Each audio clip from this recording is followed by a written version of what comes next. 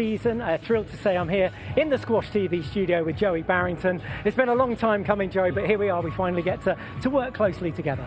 We certainly do, Michael. Congratulations, by the way, on your lead role here. It's fantastic, thoroughly deserved, and really looking forward to working with you throughout the season and getting some really good insight into the game. Now, some of the thinking behind this change, this revamp, if you like, is to try and access you've got this encyclopedic knowledge of squash. You're hugely passionate about the sport. You've done this job for a long time exceptionally well, and I've sort of been watching from the MC role. And I guess now you've got a chance just to sort of loosen the reins and say what you really think. I mean, it's going to be really exciting for me, being asked questions and being able to showcase a bit of knowledge that I've acquired for over a period of time, and obviously the access to my father, which is the knowledge at the top end, which is wonderful to have that.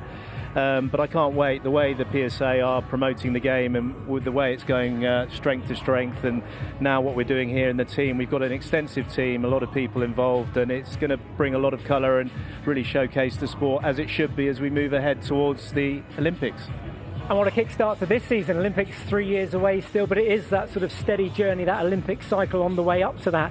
But here in London, my hometown, and back at Alexandra Palace for a second tournament, and what a way to kickstart the season. It is. I mean, these venues are getting better and better. The UK are blessed with the British Open, the Rep Theatre in Birmingham. Of course, this event used to be the Canary Wharf Classic at the East Winter Garden, which was a fantastic setting, but this one here, the theatre, works perfectly for squash, and it'll be really well attended, and I'm sure we'll get some ripping squash like we did last year here. Yeah, Siva Sangari Subramaniam and Paul Cole, your defending champions. It's 2 seasons ago. It was last year, the 2024 edition, but 18 months since we were here at Ali Pali. Let's reflect on last season, though, before we get into this season a bit more.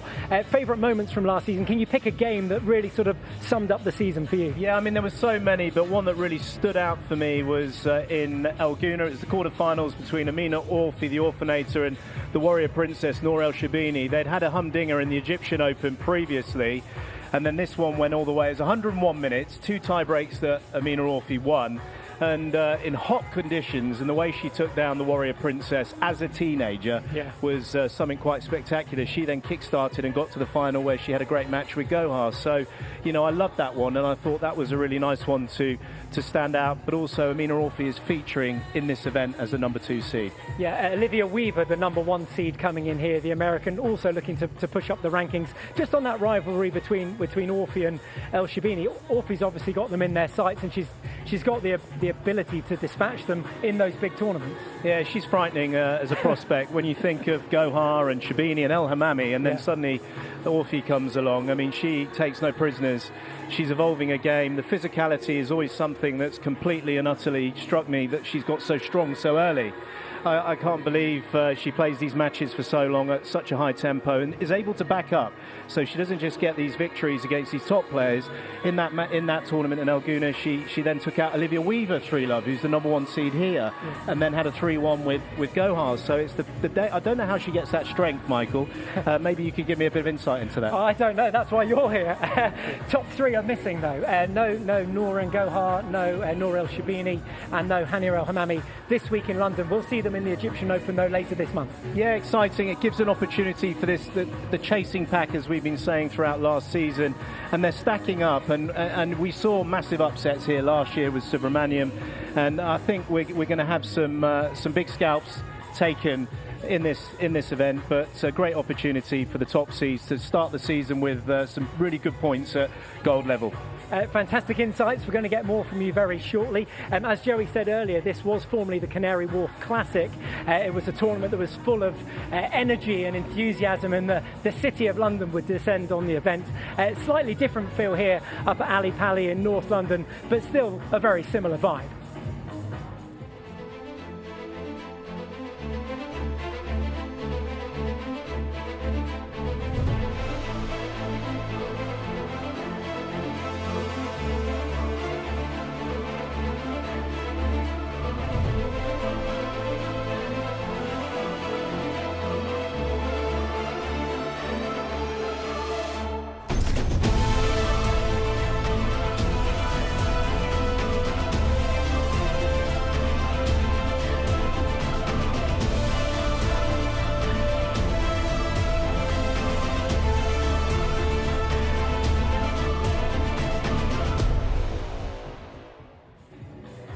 Yeah, so continuing that high intensity, that legacy that was left at Canary Wharf, but a relocation here to Ali Pali, Alexandra Palace, the theatre here, the vibe just starting to get going. And Margot Patach, the Spanish national coach, has just joined us here as well, adding a bit of spice and a bit of flavour to today's broadcast. Welcome, Margot. Thank you. You're also a journalist as well, so I mean, you've got an incredible story, an incredibly talented junior. You still work within the game, you still write pieces on the game. So tell us a bit about your squash journey. My career was mostly in the junior years, and I could play many tournaments. Even I was a European runner-up under 19, and even play the World Junior Championship. And now I'm journalist, and I'm enjoying both sides of the sport. I'm working as press manager for the Spanish Federation and the national coach for the women as well. So I'm very happy and happy to be here as well. Well, Margot, I mean, we've had Borja Golan in the studio. Obviously, pretty much the same period of time you were playing in juniors, a little bit older than you, and of course, Carlos Cornell's got to give him a shout out. But you've come up in a really good generation of Spanish players. Yes, I think we were a great team. We were like 5-6 players that were competing many tournaments, and we got some medals in the European that for Spain is not that common. So I'm happy, and obviously I get hooked with this sport. What's the flavour of squash in Spain? We're going to be dipping in and out of squash communities throughout the season as well. That's something we're going to try and do and bring the sport closer to those fans, but also expand new viewers, if you like, as well. So what's the state of squash itself in Spain? We are working, and it is changing quite a lot, even because we are in the Olympics years coming up. And we are working a lot to prove to have a good base, good junior players, and promoting the actual players like Pajares, Marta Dominguez, Bernat Jaume, Cristina Gomez. We are trying to push them to get the best position they can have in the PSA. Did you have you had some experience in Paris? Didn't you? You were the rowing team out there. Yes. in Paris. Previously, I was working the Spanish Rowing Federation, and last year I had the opportunity to work with them in Paris during the Olympics. And I can say that it's going to be an amazing year for the squash, walking to the LA. I guess where you're going to be fantastic then with all your years of experience on the junior circuit is players like Amina Orfi, Fairouz Abdelkhair, who's up first in our first match of 8 today. I guess you can give us a bit more insight on those junior players and what they might be going through at such a young age and where the pitfalls might lie. It's amazing what Amina Orfi is getting. No, it's four times World Junior Championship, so that's great, and it will help to other junior players to see that it is possible to follow her, keep improving, keep playing, and get involved in more pro squash. Well, we want to see juniors coming from all over the world as well, but hopefully some from Europe that will be coming in and into the tour competing as well. Yes, probably, and I'm sure. We've asked Joey his favourite match of last season. Now it's your turn to step up to the plate and tell us yours and why. Which 2 players have you chosen and which match in particular? I chose the British Women Final in Birmingham last June. It was the first time that I could enjoy the match between O'Hara and El Sharbini, and it was amazing. The intensity of the game, the pace, the closing the score they were until the 4th game, the tie-break of the 4th game, and how it ended up, and obviously the venue that is amazing as well. Margot, so it was a great tournament. With that match, obviously, that you pulled out, which the level we was watching them compete throughout the whole of the season, the level was so high. Did you ever expect the women's game to be showcasing a level such as what you've just described there? I have to say that it is almost another sport that I'm grateful for that, because it is improving, and it seems that the players are getting even more pro, and they are developing another skills that we didn't have. I'm sure you did. 24 men and 24 women in action this week here in London, a gold event on the PSA Squash Tour. Last time we were here 18 months ago, it was Siva Sangari Subramaniam that lifted the trophy. Let's remind ourselves of that moment. the bravery over and over again that she possesses to just keep attacking.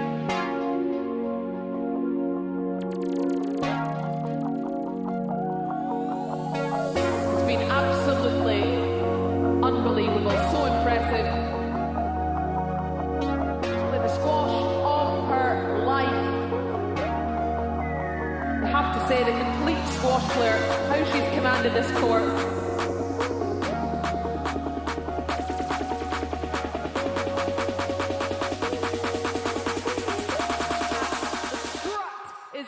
From the Malaysian. Look at that response from Subramanian. Oh, unbelievable. He's done it! Giant killer from Malaysia. So Siva Sangari Subramanian, the women's defending champion here at the London Classic. She's back to defend that title this year. The men's defending champion, incidentally, is Paul Cole.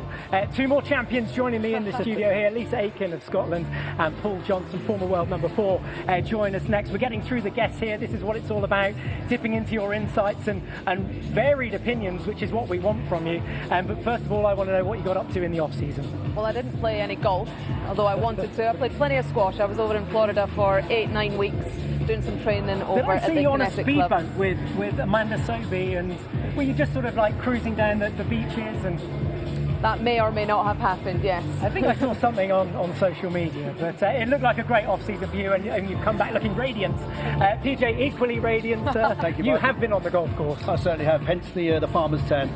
Kind of cut off with the sleeves and a little bit of colour on the face. Handicap's down to about 7.6 now, which isn't too bad. So too much time on the golf course, not enough time in the gym and on the squash court, unfortunately. Is that quite good though as well? I guess for the players it's about sort of stepping away from the intensity of those 10-11 months to go and just enjoy yourself for 5 or 6 months. 5 or 6 months, certainly not. I think if any player did that, there'd be no use. Yeah. You need to definitely have that downtime. I mean, the off-season is really short, to be honest. So there's definitely a couple of weeks there where the players are, some players, not everyone, I know, certainly no Joel Macon didn't take a holiday, for example. No. But you need it. You need it for the mind, you need it for the body, but everyone will come back fully recharged in their own way. Okay, lady at the moment that we're talking about is Siva Sangari Subramanian, defending champion in the women's draw. And I guess we want to sort of talk a bit about her and where her game is. She obviously delivered the goods here 18 months ago, but has she got the ability to do it again this year, or has the game slightly dropped off a bit? There's lots of variables in there, PJ. Obviously it was a major breakthrough tournament for her, Michael, wasn't it? I mean, but let's not forget, 2 or 3 years ago she was involved in a near fatal car crash. Yeah. And I think we need to give her so much credit. The fact that she's even out there competing and playing at this level is such a testament to her. I think she would have used this off time to go back and maybe do a bit of work with David Palmer. He's been an integral part of her career. If she can compete anywhere or play anywhere near as well as she did back in 2023, then it's another great opportunity for her. Yeah, I'm excited to see what she can bring this season, to be honest. As PJ said, she had a phenomenal tournament here. That was her at her very best then. I think she's improved a lot since then, which is surprising given she beat 2 of the top 3 players then. She's been in Prague this summer working with Gaultier, which is an addition she made to her team at the back end of last season. You could see that come out in her game in terms of her attitude and her mindset. She was very aggressive in her approach with her squash, which I loved. She's got all the weaponry there. It's just that consistency factor with Subramanian, isn't it? So when she pieces it together and it's all clicking and it's all working, that's what happened at this event in 23, and it was immaculate. So I'm excited for her season. I think she's got an okay draw here in terms of who she's going to come up against. She's a scare factor for everyone, really, all the top 3 as well. How can you coach inconsistency? So what are the challenges for Greg Gaultier there? She turns up, she says, look, Greg, my game's just not consistent enough. How can we improve that? What do you do as a coach? I think if you look at the players that Greg's worked with historically, he brings a level of professionalism that maybe a lot of the players wouldn't be used to. If you look at Greg's career himself, he eked out every ounce of his own natural ability, and what he's done for somebody like a Shabini, he's just given much more attention to the smaller details, and as a result of that, I feel that with no stone left unturned, that consistency level, that the top level may not necessarily increase dramatically, but the bottom level certainly comes up a lot closer. Yeah, she's working with Jesse Engelbrecht as well. We saw him in her corner. Yeah, exactly. But it's piecing it all together, isn't it? It's not just the squash. It's when you talk about consistency, you need to have that specific high level of focus, attention to detail on the court, and you see the duration that the players are playing now over the hour. So to dial in at that level from a concentration point of view is very, very difficult, and I think that's something she struggled with in the past. But now, having the likes of the general Greg Gaultier combined with Jesse Engelbrecht, I think it's a dangerous potion. Okay, are we expecting her to defend the title, or is the challenge going to come from someone like Olivia Weaver or Amina Orfi? We were talking about those two players earlier today, but I guess that's the obvious choice of players of where to look. I think you look at Watanabe as well, you put her in the mix, Michael. I think you've got 4 absolutely stunning players on their day. It's whoever's had the better off-season period and comes in confident. I think potentially this could be an absolutely cracking start to the season. Any thoughts on that one? Yeah, I think in terms of the draw, you've got Orfi at the bottom as the 2, and that's who Subramaniam's going to come up against before you look at the top where Weaver is there. So it's the bottom half is interesting for me. That's all I'm going to say at this point. Okay, let's have a look at the top 8 seeds at this tournament, the London Classic 2025, due to get going. It's day 2, round 2 of the tournament. The big 3 are missing. No Nurhan Gohar, no Nour El Shabini, and no Hania El Hammami. This week here in London, they're getting charged and ready for the Egyptian Open, and that's just in a couple of weeks' time. So there's a look at our top 8. You've got the games that they've played against the big 3 in that first column, and this is the staggering figure. The next column is the games that those players have won against the big 3, and those matches, and the game breakdown in the final column. So there's not very many matches that those top 8 players have taken from the big 3. No, absolutely not. I mean, there's 7 matches. You've got 8 players going at the big 3 and only 7 wins combined with all these 3 players. That's absolutely staggering. I think it just really highlights how separate the big 3, if you like, still are to everybody else. We always talk, last season we talked about the chasing pack and the players that are coming through, and there has been a few wins there against the big 3, but ultimately I'm not convinced any of those players in that list are getting closer to having that consistency in terms of the wins over the big 3. PJ, how do you explain to someone coming to the sport, how can you have 3 players that are so dominant and have been so dominant for season after season after season? How do you explain that? I think if you compare it to tennis, for example, you had Nadal, Federer and Djokovic all in the same area. Every now and again you get these generations that come along with, you now got Shabini, you've got Hania El Hammami and also Nurhan Gohar, have all literally taken the ladies' game to this new dizzy height off the back of Renee Melwalili and Nour El Tayeb. They're starting to do a lot more training, I feel, with the guys. They're playing a lot more with the guys, so with this amalgamation of the tours as well, I feel that's really dragged up the level of the women's game in general. Just getting fired up here, that's Tom Bushell, the MC, just getting the crowd ready. The gates have opened here. We're going to have a quick look at Olivia Weaver and Amina Orfi. They are 2 players that are here this week, and we can see those head-to-head stats against the Egyptians, the big 3. I guess, is there a bit of a coincidence that these top 3 players have come from Egypt? Are they doing something better than the likes of the USA or England or France, is where some of the other big players come out of? Or Scotland? Maybe. I just think they're great players. Yeah. I mean, it's no secret and it's no surprise that the Egyptians are leading the way. They have done for many, many years. USA is a bit more of a newcomer to the top of the women's game, certainly. I think they're actually ranked 2 in the world in terms of women's teams. And they've been a nation that have really come through. They've got so many players. They've got a lot of juniors playing squash. Now, PJ, you lived there for a number of years. You know all about that and in terms of the talent that's coming through. You've also got a lot of Egyptian coaches now moved to America, where the big bucks are, and so they're starting to bring that Egyptianness over to America, and they're producing players as well. I think it's a numbers game, really, Michael. I think if you look at some of the chasing nations, the game itself is on the increase. Participation levels are up, so therefore these younger players are getting exposed to higher levels very early on in their careers, and now we're starting to see see some of them filter through into kind of tour level. But as far as the Egyptian dominance goes, for me, it's simply because there are so many players in the country. Okay, let's have a look at Olivia Weaver's performance against the big three. This is her personal stat. She's the #1 seed here in London this week, so that's why we're honing in on her. Obviously, when we get to the Egyptian Open, she'll be coming up against these big three, but that doesn't read very well, does it, the win column?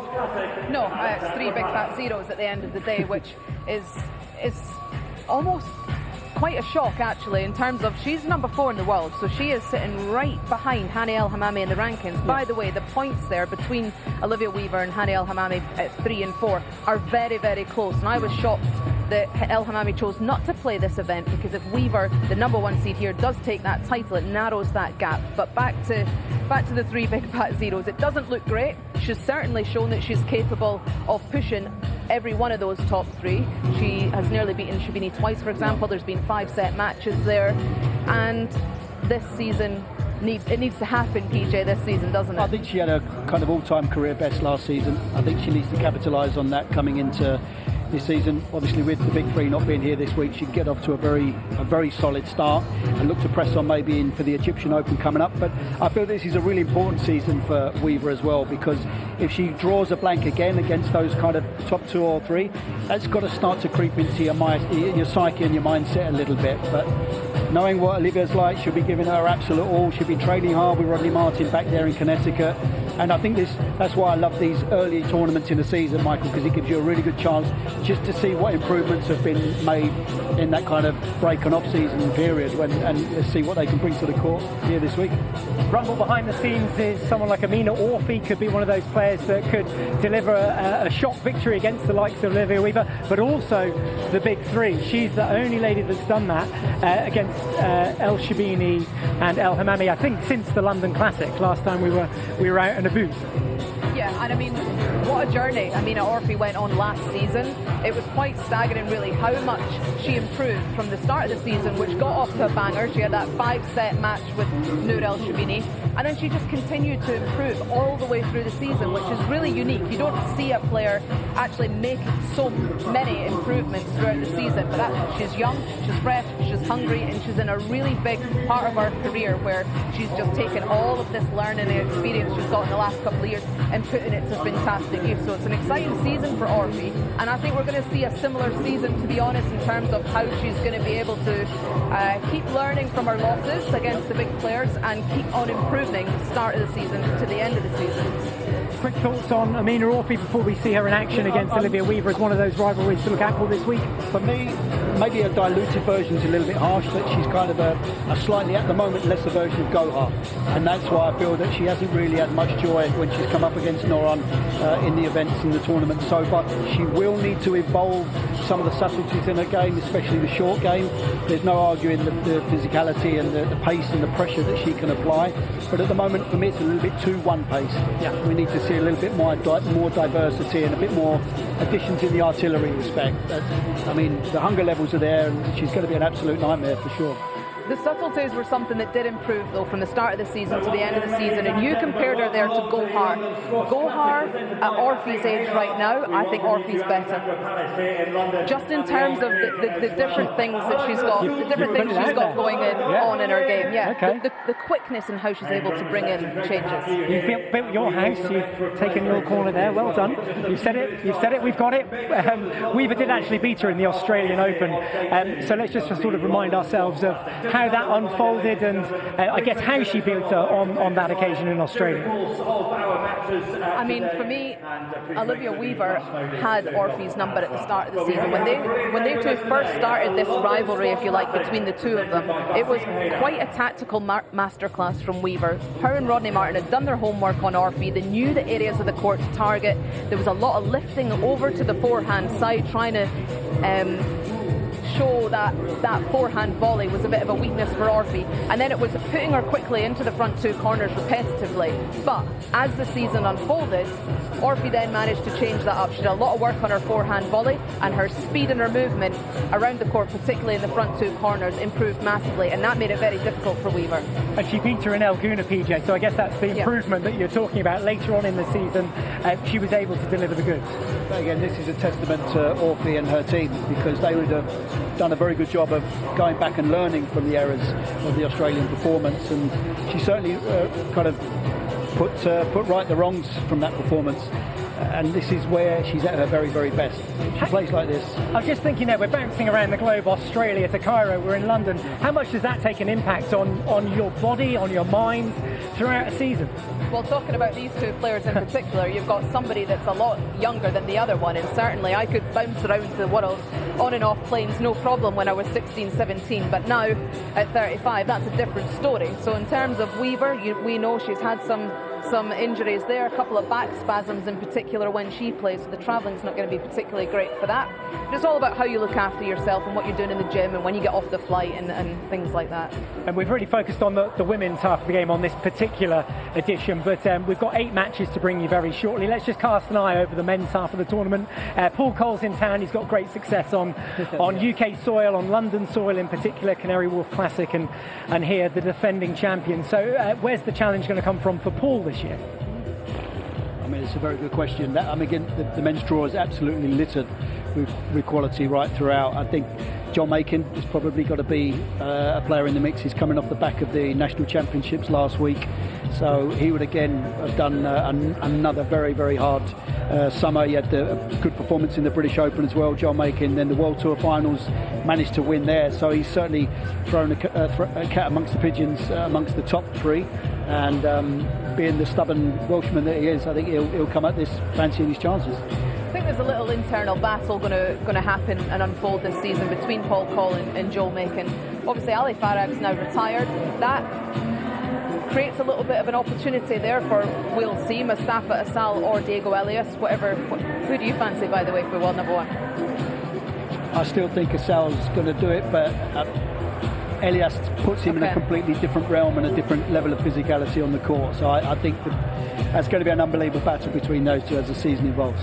For me, those two are at the top, and that's why I think we're going to see a really cool rivalry internally with Paul Cole and Joel Makin. Okay, you're allowed 1 name each, and we're going to push you for a women's winner and a men's winner at this year's London Squash Classic 2025. PJ, we'll come to you first. Who's going to win the women's and who's going to win the men's? I'm going to go for a Weaver victory. I think she's going to have a very good summer period. I think she looks fit, she looks strong, and she'll be hungry. In the men's, I'm going to go for Elias.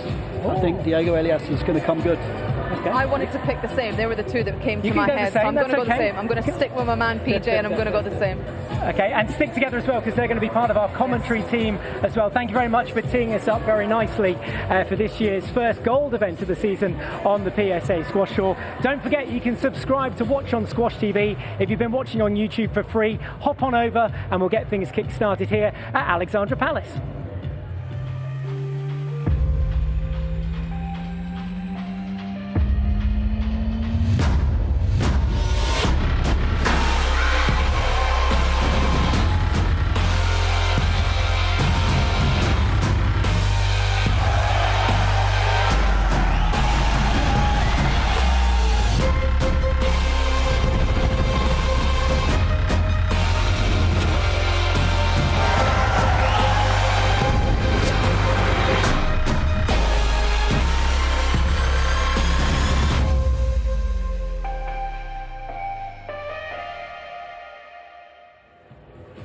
Welcome back here to the first gold event of the season on the PSA Squash Tour. We're all set here at Alexandra Palace. It's day 2, round 2 of the London Squash Classic 2025, presented by Bassim Haidar. We're here between the 2nd and the 7th of September.